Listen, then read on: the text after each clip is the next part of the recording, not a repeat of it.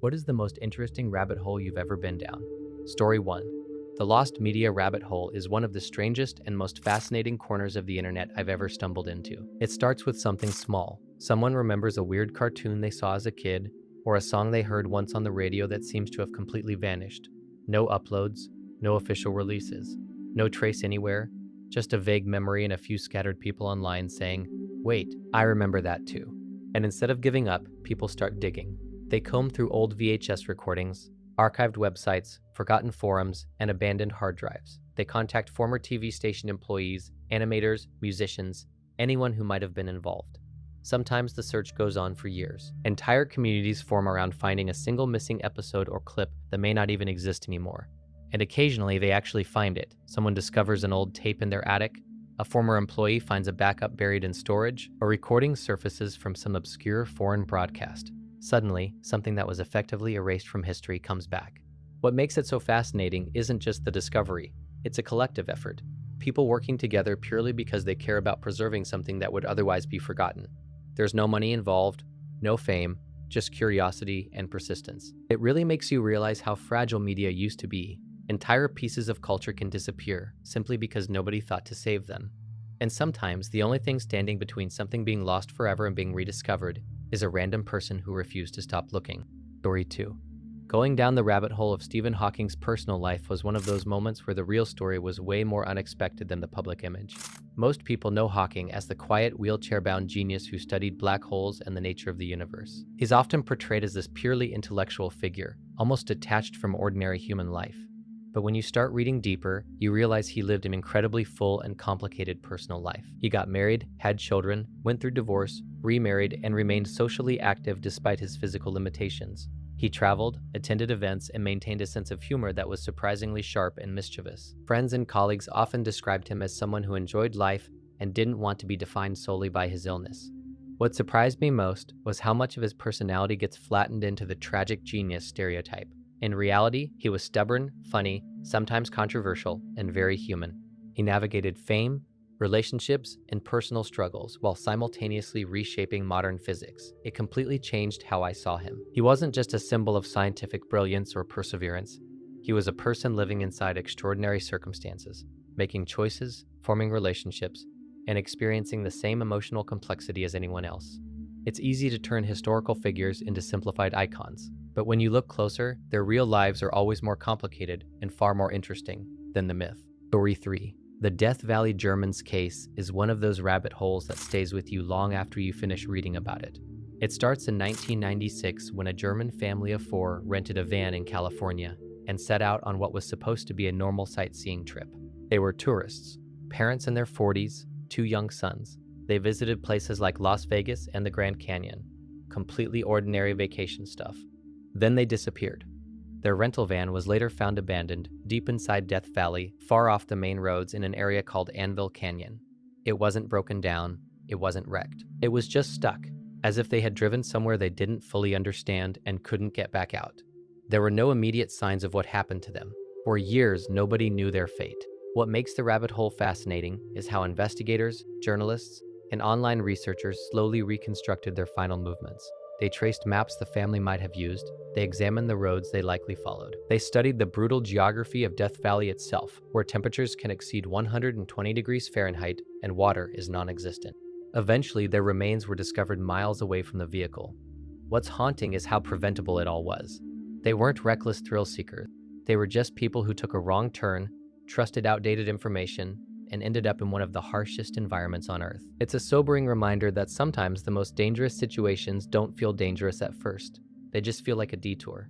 Story 4. What started as a simple attempt to answer one question turned into something much bigger. I just wanted to know the name of the orphanage I came from. Basic stuff. Where it was, what it was called, maybe see a photo of it. It felt like filling in a blank space in my own timeline. So I started digging. Old paperwork, agency names, anything I could trace back. That's when things got strange. The adoption organization my parents went through had been shut down years later.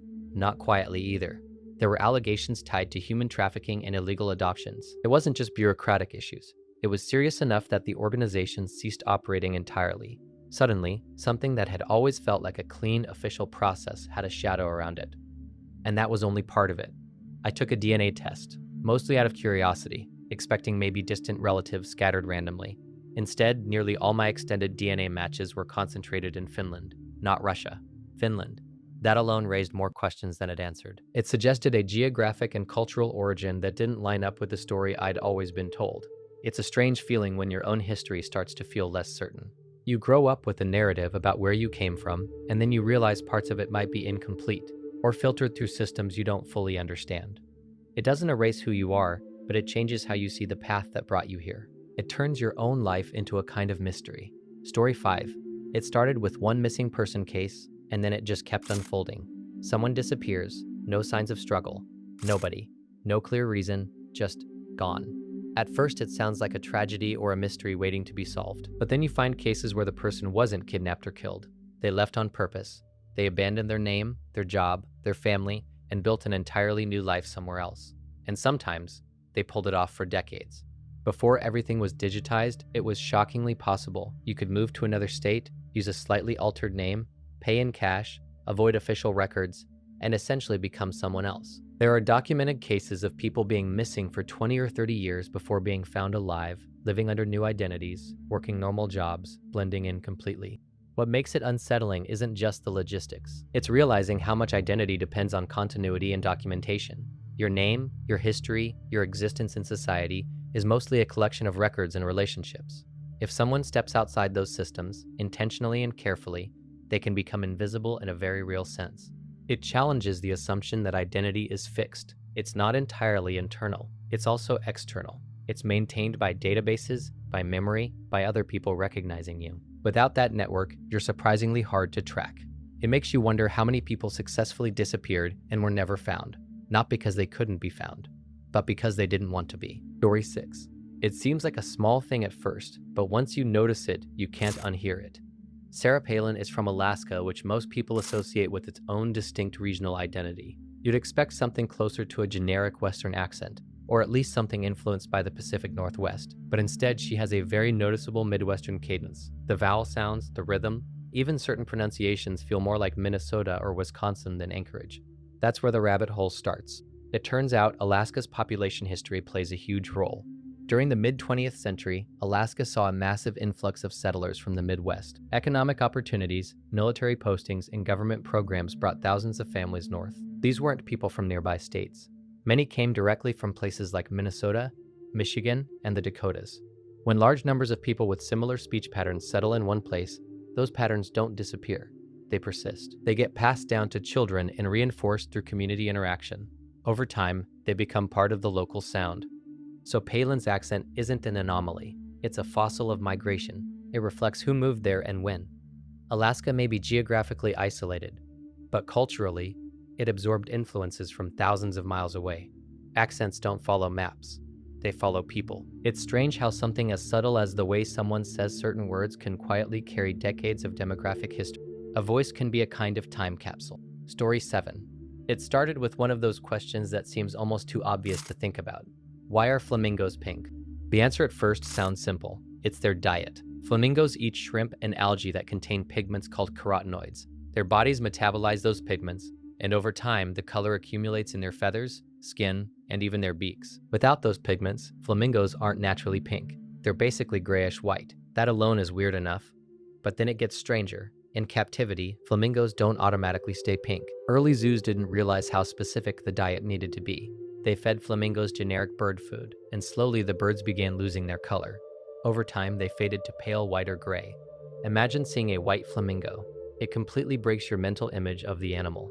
So zoos had to figure out exactly what was missing.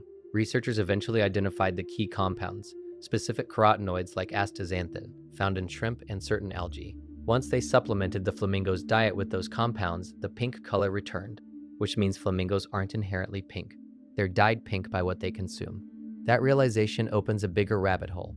Color across the animal kingdom often isn't just genetic, it's chemical. Birds, fish, and insects can all derive color from external compounds, metabolizing pigments into their own tissues. It makes you realize how much of what we think of as natural appearance is actually chemistry in motion. Flamingos aren't born pink. They become pink, one molecule at a time.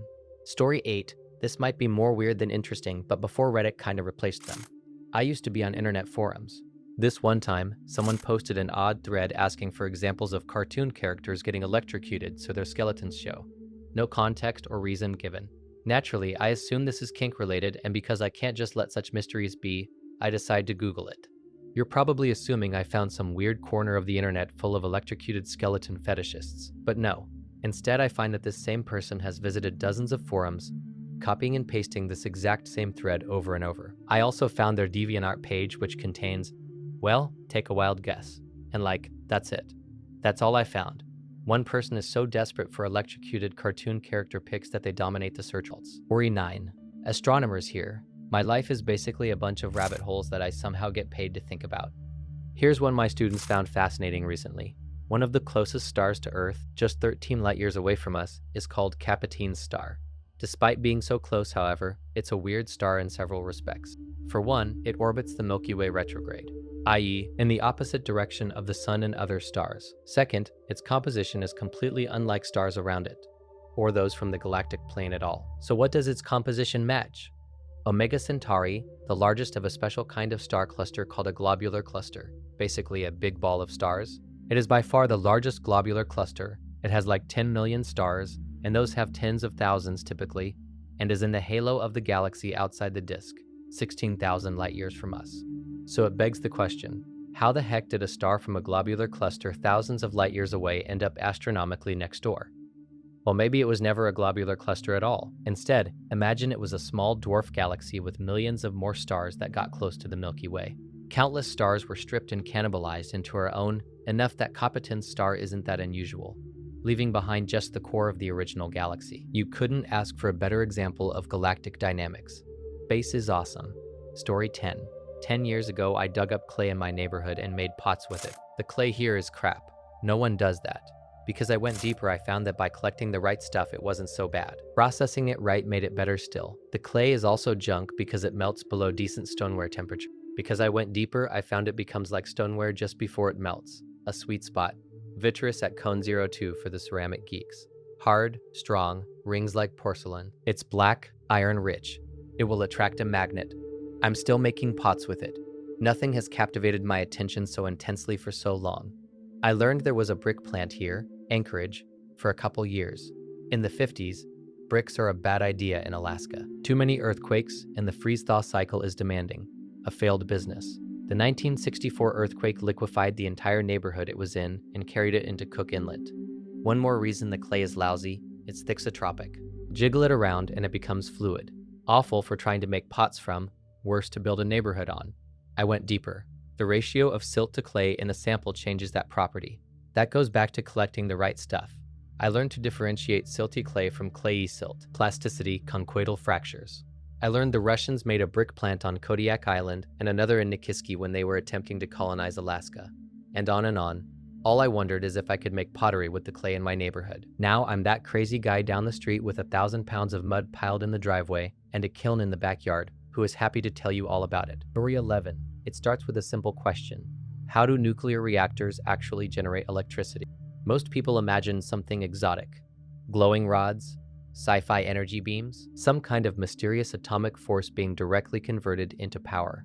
But when you follow the process step by step, the answer is both simpler and stranger than expected. At its core, a nuclear reactor is just a very sophisticated way to boil water. Inside the reactor, atoms of uranium undergo a process called nuclear fission.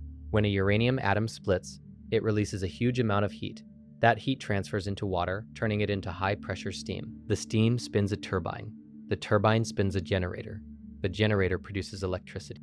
That's it. The exact same basic principle used in coal plants, gas plants, and even some solar thermal plants. Heat makes steam, steam spins metal. Spinning metal makes electricity. The difference is the heat source. Instead of burning fuel, nuclear reactors use controlled atomic reactions. And what's wild is how controlled it really is. Control rods made of materials like boron absorb neutrons and regulate the reaction. Insert them further, and the reaction slows. Pull them back, and it speeds up. It's like a physical throttle on an atomic process. It completely changed how I saw power generation. Cities, hospitals, and entire regions are powered by steam spinning turbines, regardless of whether the heat comes from fire, atoms, or sunlight. The complexity is hidden inside the source. But the final step is surprisingly mechanical. Electricity, at scale, comes from spinning things. Story 12. Rabies. Reading about how you get infected, the crazy symptoms, the fact that it is 100% deadly once you experience the first symptom, the fact that a doctor developed a bonkers treatment that has worked multiple times, so maybe it isn't 100% deadly, the fact that there's a lot of evidence his treatment didn't work at all, and maybe rabies was never 100% deadly, we really don't know a lot about it at all. Because there's an effective vaccine and so few people die of it that there isn't a ton of research money. And if that wasn't enough, that I got into the history of rabies and Louis Pasteur and the crazy story of how he developed the vaccine, which is a rabbit hole in itself. Now when I'm at gatherings, I just wait for someone to bring up rabies because it's all I want to talk about. Sadly, no one ever does. So I just sit in the corner, by myself, blowing spit bubbles and whispering some members of a tribe in Peru seem to be naturally immune and researchers can't explain how. Story 13. Google Street View. You can view different Street View dates. I believe they started around 2008 with low-quality images, but they refresh the images every couple of years, so you can see how things have changed over the years. Doesn't always work, some areas don't have many dates, and there are issues that occur, but it's pretty fun and interesting to see how many places have changed over the years. See buildings and roads get built, torn down and expanded. Places grow into big cities. I hope to continue in the future. Interesting to see some cities I have lived in go into urban planning and create protected bike lanes, new housing, and things like that. Story 14. The Great Pyramid rabbit hole starts with the assumption that it's just an old, big tomb. Then you find out how precise it actually is. The Great Pyramid of Giza was built around 4,500 years ago, and yet its base is almost perfectly level. The sides are aligned extremely closely with true north, south, east, and west. Not magnetic north. True north. The kind you'd normally need advanced instruments to determine accurately.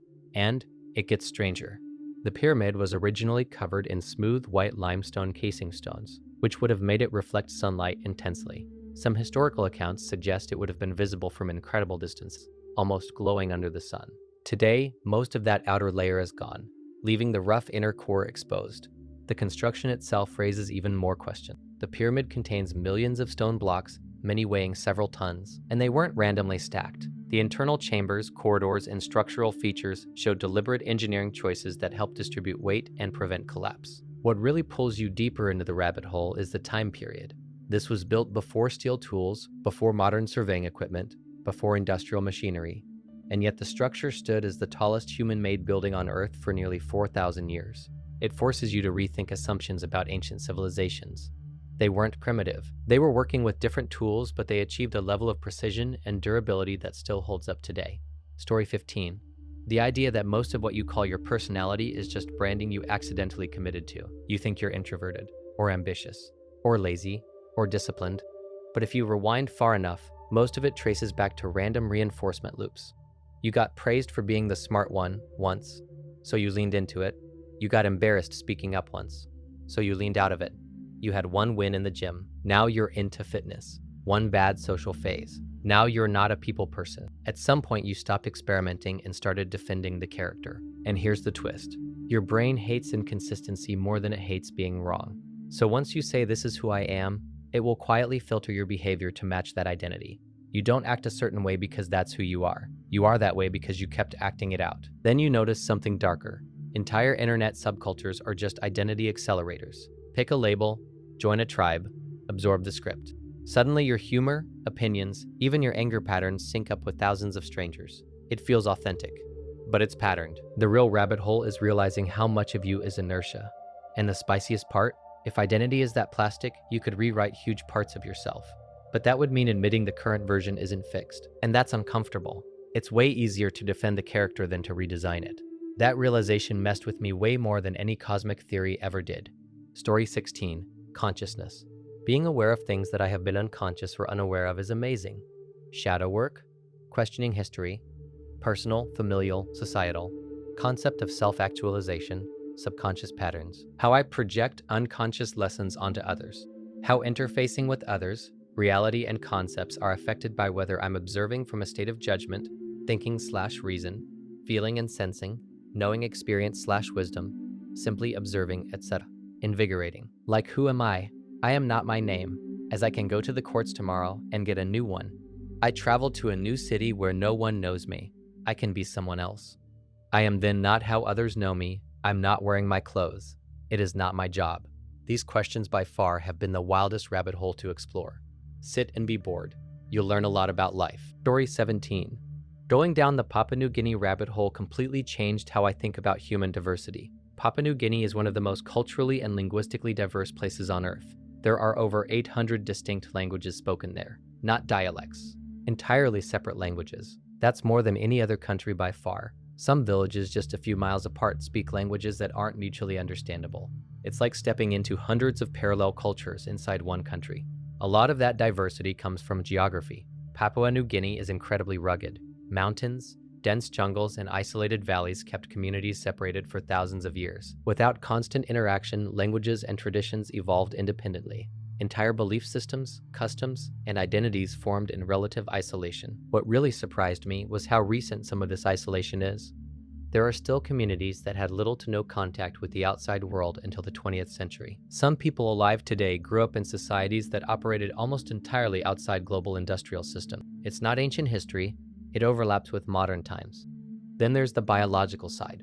Populations in Papua New Guinea carry genetic markers linked to Denisovans, an extinct human relative. That means their ancestry includes interbreeding with archaic humans tens of thousands of years ago. It's a living connection to branches of the human family tree most people never think about. It makes you realize how narrow your own cultural perspective really is. Entire worlds of language, history, and identity exist completely outside the mainstream narratives we grow up with. Story 18. Consciousness.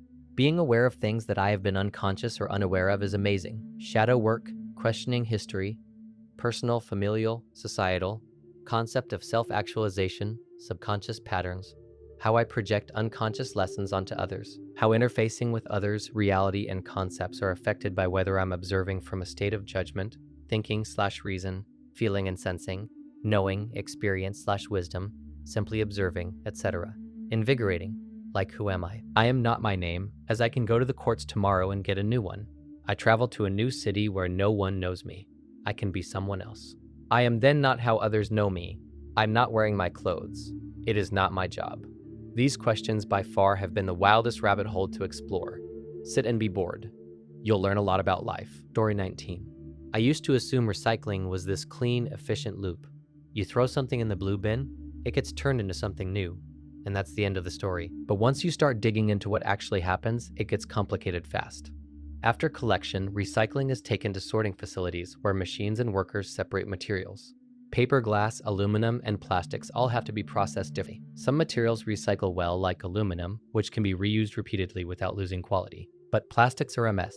Different types can't always be mixed, and many degrade each time they're recycled.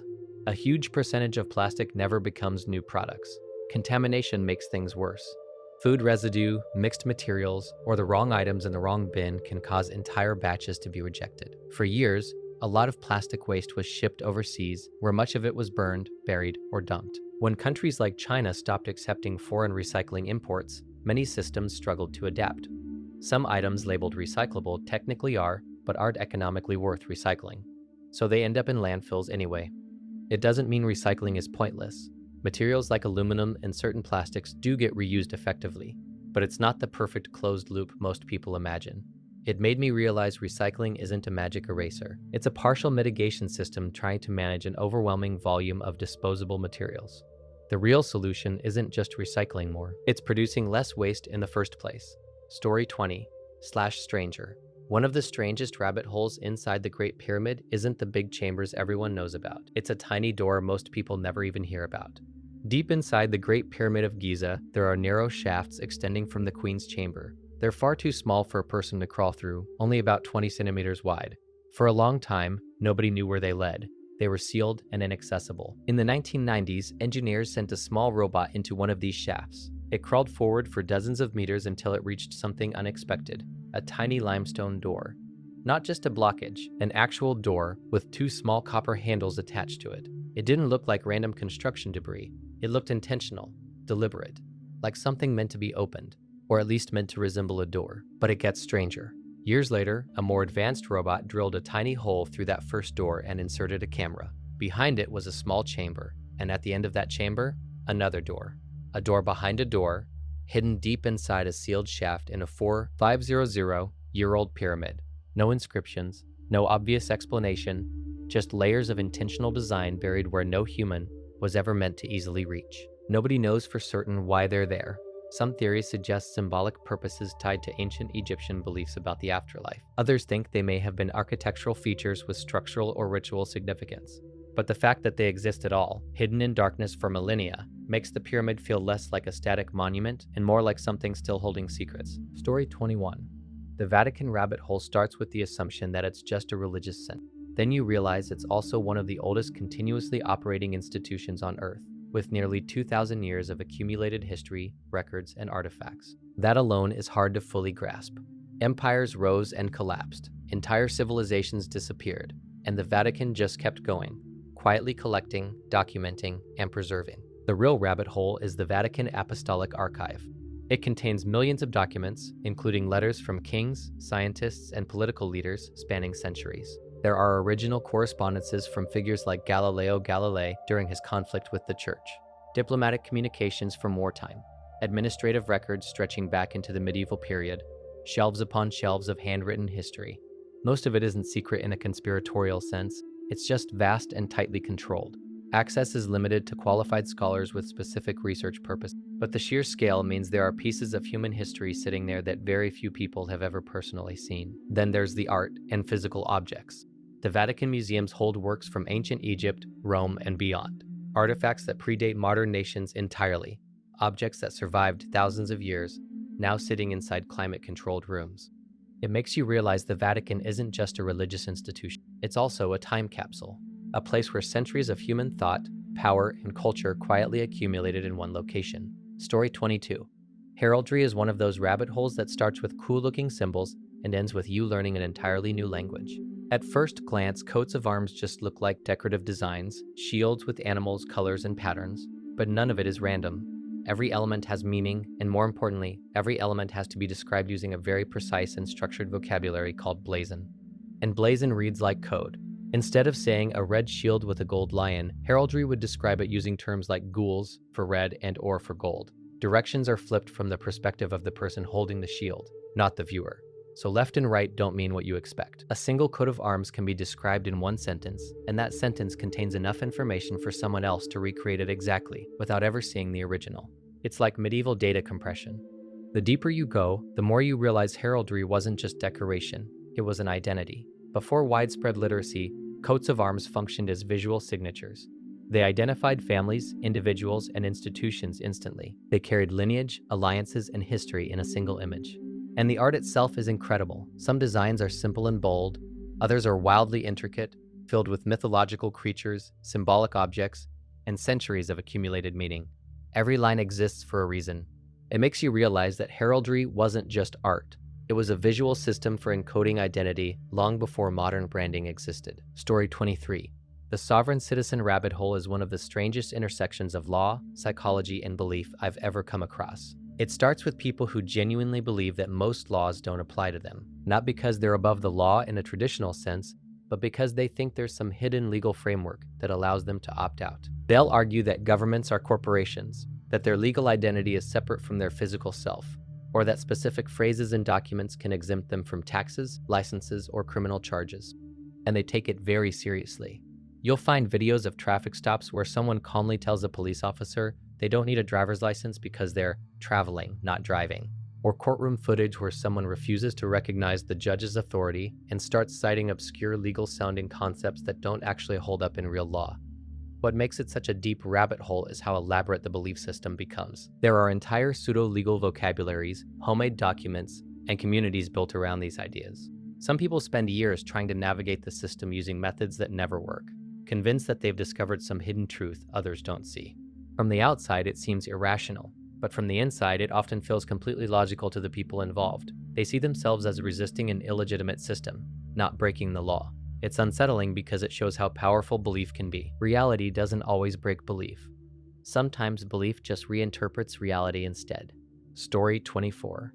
Researching the removal of fruit and vegetable trees and plants from my neighborhood in the 70s. Also searching for all the different types of vegetation I have not seen in many years, like Lunaria, silver dollar plant. As a kid in the 70s, we explored during the summer and would eat various fruits off of wild trees, while our parents requested we bring back wildflowers, willow clippings, and silver dollar plants. It came to mind because I was talking with my wife about the fruit trees we had in our yard as kids. Then one day a truck showed up and knocked on the door and said they were from the city and had to remove all the fruit trees because of diseases. I do think now that some of it could have been a conspiracy as the city opened its first large grocery store in the area with a large produce section. There are some interesting YouTube videos about fruits we no longer see. Story 25. Greek mythology is one of those rabbit holes that just keeps expanding the deeper you go. Most people start with the familiar names like Zeus, Hades, and Athena. The basic idea seems simple. Gods ruling from Mount Olympus, controlling different aspects of the world, interacting with humans in dramatic ways. But once you get past the surface level stories, you realize how strange and layered it all is. The gods weren't perfect moral figures. They were flawed, emotional, jealous, and impulsive. Zeus wasn't just the king of the gods. He was unpredictable and often manipulative. Hades wasn't purely evil. He was more like a distant administrator of the dead. Athena represented wisdom, but even she played favorites and intervened in human conflicts. And then you discover how interconnected everything is. Every hero, monster, and event ties back into some larger web of family relationships and consequences. The Titans came before the Olympians. The Olympians overthrew them. Heroes like Heracles were born from those divine conflicts. Even small myths connect to larger themes about fate, pride, and human limitation. What makes it such a deep rabbit hole is realizing these weren't just stories for entertainment. They were attempts to explain reality. Natural disasters, human suffering, seasons, death. Before scientific explanations, mythology was the framework people used to make sense of existence. It's not just fiction. It's an ancient map of how humans once understood the world and themselves. Story 26. The Denver Airport rabbit hole starts with something that feels slightly off, but not enough to immediately explain why. Denver International Airport is massive, way bigger than it seems like it needs to be. It covers over 50 square miles, making it one of the largest airports in the world by land area, and a lot of that space doesn't appear to be actively used. Then there's the construction history. It went billions of dollars over budget. It opened late after multiple technical failures. Entire automated systems had to be scrapped. That alone wouldn't be unusual for a large infrastructure project, but when people started digging deeper, they found odd details that fueled speculation. There are murals inside the airport that depict apocalyptic imagery, scenes of war, environmental destruction, and rebirth. There's also the famous blue horse statue outside the airport, often called Blucifer, with glowing red eyes. The artist who created it actually died when part of the sculpture fell on him during construction, which only added to the mythos. Then there are the underground aspects. There are confirmed tunnels beneath the airport used for transportation and logistics, but their scale, combined with incomplete or unused infrastructure, has led to endless theories about hidden facilities. What makes the rabbit hole so compelling isn't necessarily that any single piece proves something unusual. It's the accumulation of strange details. Enough ambiguity exists that people fill in the gaps with their own interpretations. And once you start looking at it through that lens, everything feels like it might have a deeper story. Story 27. The acclimatization rabbit hole is one of those stories that starts with good intentions and ends in complete ecological chaos. In the 1800s, groups like the acclimatization societies in Australia and New Zealand had a very specific goal. They wanted to make these places feel more like Europe, so they began importing animals from Britain and other parts of the world. Rabbits, deer, foxes, trout, birds, species that reminded settlers of home. They didn't fully understand what would happen next. Without natural predators or environmental controls, many of these animals exploded in population. Rabbits multiplied into the hundreds of millions, stripping vegetation and causing massive soil erosion. Predators like foxes devastated native wildlife that had never evolved defenses against them. Entire ecosystems that had developed over millions of years were disrupted within decades. And then there's the moose. In the early 1900s, moose were introduced into Fiordland National Park in New Zealand. The idea was to establish a hunting population. For a while, sightings were reported, tracks, antlers, occasional glimpses deep in the wilderness, but over time, confirmed sightings became rare. Eventually, the moose were assumed extinct. Except, not completely. There have been alleged sightings even in recent decades. Occasional tracks, blurry photos, reports from hikers in remote areas. Nothing definitive, but just enough uncertainty to keep the mystery alive. It's strange to realize that entire ecosystems were permanently altered because people wanted familiarity in an unfamiliar land. And somewhere deep in the forests, there might still be remnants of those decisions quietly surviving. Story 28. The diamond rabbit hole completely changes how you see something most people assume is timeless and natural. At first, diamonds feel like they've always been the ultimate symbol of love and commitment. It seems ancient, almost biological. But when you start digging, you realize that the modern diamond market was largely shaped by one company, De Beers. In the late 1800s and early 1900s, massive diamond deposits were discovered, especially in South Africa. Suddenly, diamonds weren't nearly as rare as people thought. That should have driven prices down. Instead, De Beers consolidated control over the supply. They stockpiled diamonds, controlled distribution, and carefully released them to maintain the illusion of scarcity. But controlling supply wasn't enough. They also reshaped demand. In the 1940s, De Beers launched one of the most successful marketing campaigns in history. The phrase, "a diamond is forever," wasn't just a slogan. It was psychological engineering. It linked diamonds directly to romance, marriage, and emotional permanence. Before that campaign, diamond engagement rings weren't nearly as universal. They didn't just sell a product. They sold a cultural expectation. What makes it such a deep rabbit hole is realizing how effective it was. Entire generations grew up believing diamonds were rare, essential, and intrinsically valuable, when much of that perception was constructed through supply control and marketing. It makes you question how many other traditions are actually manufactured. Not ancient truths, just very successful ideas. Story 29. The Mormonism rabbit hole starts with what seems like a fairly modern religion, and then quickly becomes something much more complex. It begins in the early 1800s with Joseph Smith, who claimed he was visited by an angel named Moroni. According to Smith, the angel showed him the location of buried golden plates containing the history of ancient peoples in the Americas. Smith said he translated these plates into what became the Book of Mormon, which became the foundation of the religion. What pulls you deeper is how recent all of this is. This isn't something from thousands of years ago. It happened in the 1800s with real historical records, newspapers, witnesses, and documented migrations. The early followers faced intense persecution, moved across the United States, and eventually settled in what is now Utah under the leadership of Brigham Young. And then you discover how large and structured the church became. The Church of Jesus Christ of Latter-day Saints operates globally, with millions of members, its own universities, extensive archives, and missionary programs that send young members around the world. Entire communities and cultural identities formed around it. What makes it such a deep rabbit hole isn't just theology. It's watching a religion form in documented real time, grow rapidly, survive opposition, and evolve into a global institution. You're not looking at distant ancient origins. You're watching belief systems emerge, organize, and reshape lives within recorded history. Story 30. The Dyatlov Pass incident is one of those rabbit holes that starts as a hiking accident and turns into something far harder to explain. In 1959, 9 experienced hikers set out into the Ural Mountains in the Soviet Union. They were skilled, prepared, and familiar with harsh winter conditions. At some point during the night, something caused them to abandon their tent. Not casually, they cut their way out from the inside instead of using the entrance. And they left without proper clothing. Their footprints showed they walked away calmly at first, barefoot or in socks, into freezing temperatures that could kill in minutes. Their tent still contained supplies, boots, and equipment. Nothing suggested a normal evacuation. When search teams found the bodies later, the situation became even stranger. Some had died from hypothermia, which made sense given the conditions. But others had severe internal injuries, cracked ribs, a crushed skull. One victim was missing their tongue. There were no obvious signs of an external attacker, no defensive wounds, no clear evidence of a struggle. The injuries didn't match a simple accident. Over the years, theories ranged from avalanches to military testing to environmental factors like infrasound causing panic. The Soviet investigation at the time concluded only that the hikers died due to an unknown compelling force. What makes it so unsettling isn't just the deaths. It's the unanswered question of what made 9 capable, experienced people leave safety behind and walk into a lethal cold, knowing they wouldn't survive. Whatever happened, it happened fast, and they never got back inside. Story 31. The anti-gravity rabbit hole is one of those topics where physics, speculation, and secrecy all blur together.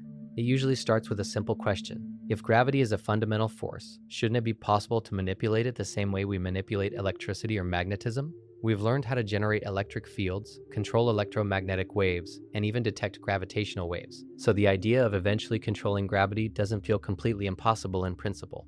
Then you run into declassified military research, experimental propulsion concepts, and theoretical physics papers exploring exotic ideas. Concepts like space-time curvature, negative energy density, and gravitational field manipulation show up in legitimate physics discussions. None of it proves anti-gravity exists in a practical sense, but it demonstrates that gravity isn't as simple as just things fall down. It's tied to the structure of space-time itself.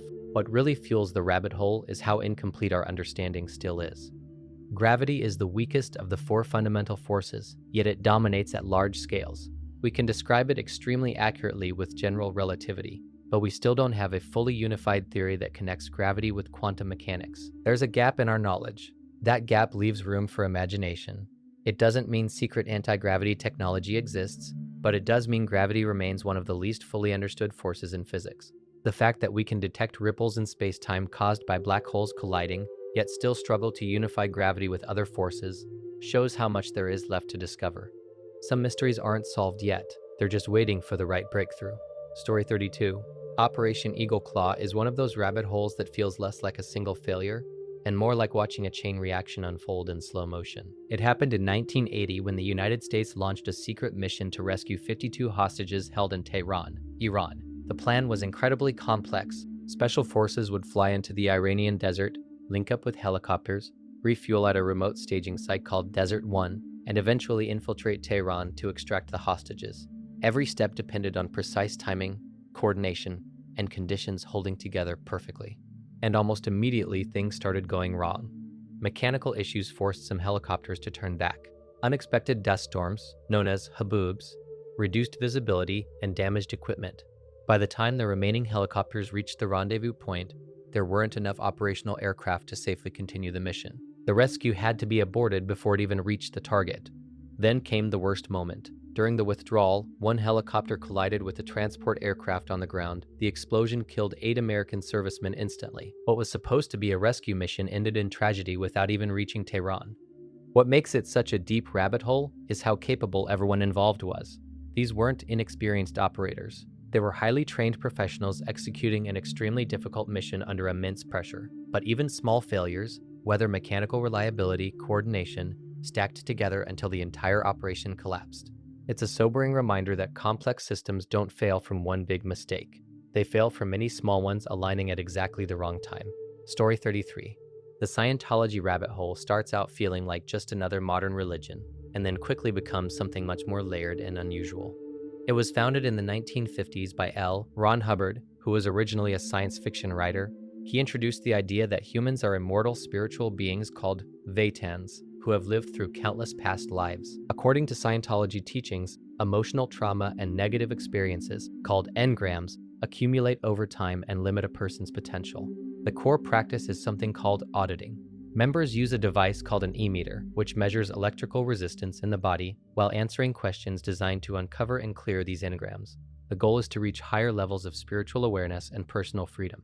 As members progress, they move through increasingly advanced and confidential levels of teaching. What pulls people deeper into the rabbit hole is how structured and secretive those upper levels are. Some teachings are only revealed after years of involvement and significant financial commitment. There are also internal policies, organizational hierarchies, and historical conflicts with governments, journalists, and former members that have been extensively documented. The Church of Scientology itself operates globally, with buildings, media production facilities, and recruitment programs. It's not a fringe group in terms of scale. It's a large, organized institution with its own culture and internal system. What makes it fascinating isn't just the beliefs. It's watching how a belief system formed in the modern era developed its own structure, following and lasting global presence. Story 33. It starts with a number that sounds completely made up. The Saturn V burned about 15 tons of fuel and oxidizer per second at liftoff. Per second. That's the kind of number your brain instinctively rejects because it doesn't fit into everyday experience. You think maybe it's a typo, or someone added an extra zero. But then you start digging and it gets even crazier. The first stage alone produced about 7.5 million pounds of thrust. 5 enormous F1 engines ignited at once, each one bigger than a car. The rocket stood over 360 feet tall, taller than the Statue of Liberty. And it wasn't just brute force. Every component had to work with extreme precision. Pumps moved propellant at unbelievable rates. Temperatures ranged from cryogenic cold to combustion hotter than lava, and this was all built with 1960s technology. No modern computers, no advanced simulation software. Engineers relied on slide rules, early computers with less processing power than a basic calculator, and sheer problem-solving skill. They designed a machine capable of escaping Earth's gravity well and sending humans nearly 240,000 miles to the moon. What really hits you is how fragile the margins were. If any major system failed at the wrong moment, the mission would be over instantly. Yet the Saturn V flew 13 times, and every single launch succeeded in reaching orbit. It's hard to overstate how absurdly ambitious that was. They didn't just build a rocket. They built something powerful enough to leave the Earth entirely. Story 34. The nuclear semiotics rabbit hole starts with a deceptively simple problem. How do you warn people about nuclear waste that will remain dangerous for tens of thousands of years? Not decades, not centuries, tens of thousands of years. Modern nuclear waste storage facilities, like deep geological repositories, are designed to contain radioactive material long after our current languages, nations, and cultures may no longer exist. So scientists, linguists, anthropologists, and designers had to confront a bizarre question. How do you communicate danger to humans who might live 10,000 years in the future and share none of our symbols or words? You can't just put up a sign that says danger. Language evolves, symbols lose meaning. Even skull and crossbones imagery hasn't always meant poison or death historically. Future humans might interpret it as a religious symbol, art, or something valuable worth investigating. So researchers proposed unsettling solutions. Hostile architecture designed to evoke dread instinctively. Jagged black stone fields. Massive, unnatural landscapes meant to signal that something is wrong. Some proposals included creating myth-like warning systems, embedding stories into culture that portray the sites as cursed or forbidden. Others explored genetic or biological markers, or using universally disturbing imagery, distorted human forms, expressions of suffering, anything that might trigger an intuitive avoidance response. What makes it such a deep rabbit hole is realizing we're trying to communicate across time spans longer than recorded human history. It's not just engineering, it's designing messages for a civilization that doesn't exist yet, hoping they understand that whatever is buried there should never be disturbed. Story 35. It's strange when something you've taught academically suddenly becomes personal in a completely different way. Being heterozygous for the cystic fibrosis gene usually gets explained in simple terms. You carry one copy of the mutation, but you don't have the disease. It's something that comes up in genetics lessons all the time. Dominant, recessive, carrier status, clean categories, easy to explain on a whiteboard. But once you start digging into the research, it gets less binary. Carriers aren't always completely unaffected. Some studies suggest there may be subtle physiological differences, especially in how cells regulate salt and fluid balance. The CFTR gene is involved in controlling ion transport across cell membranes, particularly in the lungs and airways. Even with one functional copy, there can be small variations in how effectively that system operates. And that opens the door to some interesting possibilities. There's research exploring whether carriers may experience differences in susceptibility or severity of certain respiratory infections. Not cystic fibrosis itself, but variations in how the respiratory system responds to stress, inflammation, or pathogens. The effects, if present, are usually mild and highly variable, but it challenges the idea that carrier status is completely invisible biologically. It makes genetics feel less like a set of clean categories and more like a spectrum. Instead of being simply affected or unaffected, there's a gradient of influence that can subtly shape physiology. It's one thing to teach inheritance patterns in theory. It's another to realize those patterns are quietly shaping your own biology in ways you never noticed.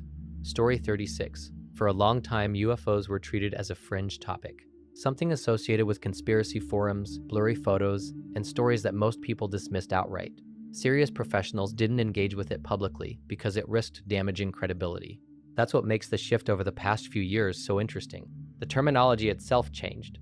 Instead of UFO, officials started using UAP, or unidentified aerial phenomena. The new term is more neutral. It doesn't imply extraterrestrial origin. It just acknowledges that there are objects or events being observed that aren't immediately identifiable. Then governments started releasing footage. Military pilots described encountering objects that moved in ways they couldn't easily explain. Sudden accelerations, lack of visible propulsion, flight characteristics that didn't match conventional aircraft they were familiar with. These weren't anonymous witnesses. These were trained observers operating advanced detection systems. What makes it compelling isn't that it proves alien visitation. It's that uncertainty itself is being taken seriously. Institutions that historically avoided the topic are now studying it openly, investigating sensor data, attempting to categorize observations, treating it as an aerospace and national security question rather than a cultural curiosity. Most cases likely have conventional explanations: instrument errors, atmospheric effects, classified technology, or misidentified objects. But the existence of unexplained cases reminds you that observation often comes before understanding. Throughout history, humans noticed phenomena long before they understood the mechanisms behind them. The unknown doesn't automatically mean extraordinary, but it does mean there's still more to learn. Story 37. The ancient civilization rabbit hole starts with one uncomfortable realization. There's a lot we still don't fully understand about our own past. You grow up with this clean timeline: hunter-gatherers, agriculture, cities, Civilization slowly builds upward in a straight line, but then you start looking at specific sites, and things don't fit as neatly as expected.